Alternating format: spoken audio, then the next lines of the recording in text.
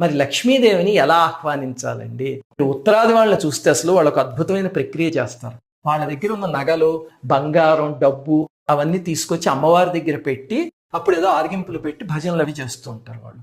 ఎందుకండి అవన్నీ పెట్టటము అంటే, దీపావళి అనేది లక్ష్మీదేవి శక్తి యాక్టివేట్ అయ్యే రోజు.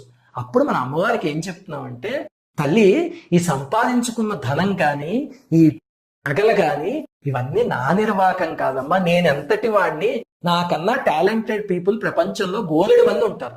కానీ నన్ను అనుగ్రహించి ఇవన్నీ ఇచ్చావు తల్లి, ఈ సంపద అంతా నీకు చెందిందే అని అక్కడ పెట్టి మనస్ఫూర్తిగా చెప్పగలిగితే తల్లి పొంగిపోతుంది. వాటిని చక్కగా శుభ్రం చేసి పూజా మందిరంలో పెడతారు కదా, మరి అందుకని శుభ్రం చేసి తీసుకొచ్చి పెట్టండి. తర్వాత ఆ రోజు సాయంత్రం లక్ష్మీదేవి మీ ఇంటికి వచ్చింది అనుకుని షోడశ ఉపచారాలతో అమ్మవారికి పూజ చేయండి.